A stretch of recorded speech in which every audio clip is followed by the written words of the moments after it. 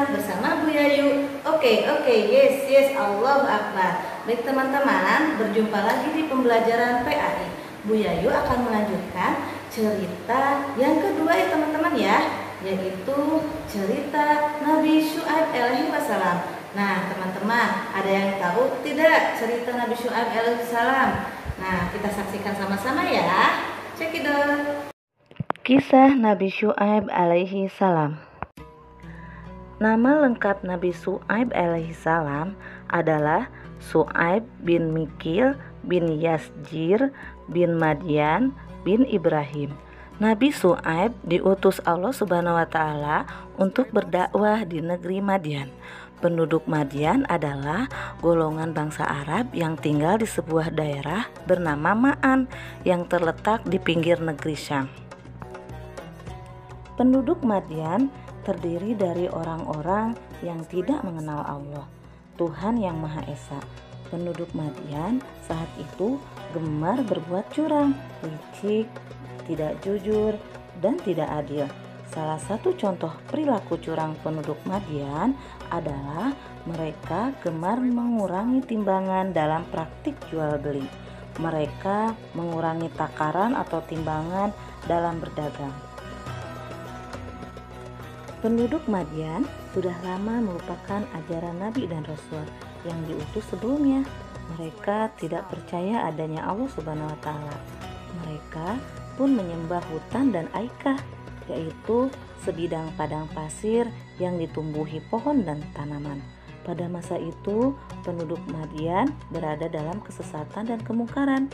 Kemaksiatan bagi penduduk Madian menjadi hal yang biasa mereka lakukan. Nabi Syuaib alaihissalam juga mengingatkan kaumnya akan nikmat Allah dan karunia yang telah diberikan kepada mereka. Nabi Syuaib alaihissalam pun mengingatkan mereka akan balasan bagi orang yang tidak mau menyembah Allah dan tidak mau berbuat seperti ajaran yang Allah berikan. Balasan dari Allah itu berupa azab yang pedih ketika masih di dunia dan nanti di akhirat.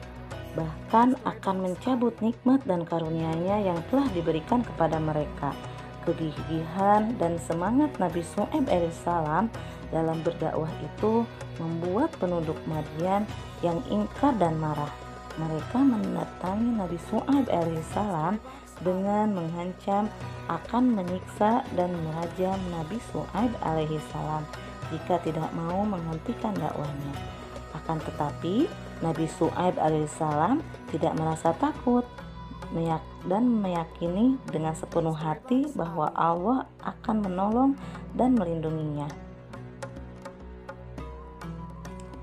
Melihat kemungkaran kaum Nabi Syuaib alaihissalam semakin merajalela, Allah Subhanahu wa taala hendak menurunkan azab kepada kaum Nabi Syuaib alaihissalam.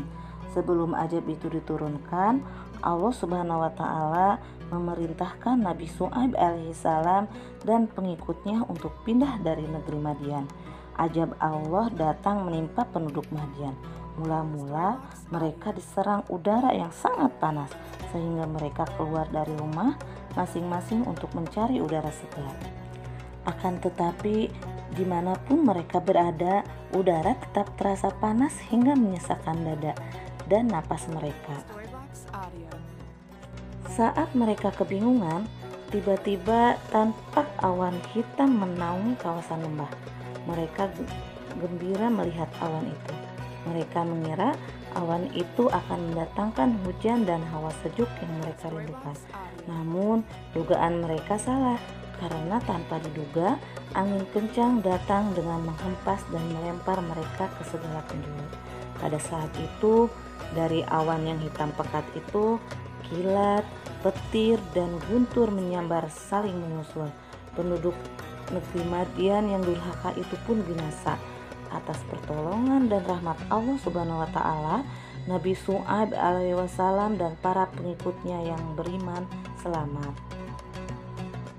Nabi Syuaib alaihi salam beserta pengikutnya yang beriman kembali ke negeri Madian dan menetap di sana. Nabi Syuaib alaihi salam pun meninggal dunia di negeri Madian bersama orang-orang yang beriman. barusan kita sudah mendengar cerita tentang kisah Nabi Syuaib alaihissalam ya teman-teman ya. Nah, kalian tahu kan kisah Nabi Syuaib alaihissalam itu seperti apa? Nah, untuk diamalkan juga keteladanannya ya teman-teman ya. Dari Bu Yayu dicukupkan sekian untuk pembelajaran PAI. Assalamualaikum warahmatullahi wabarakatuh.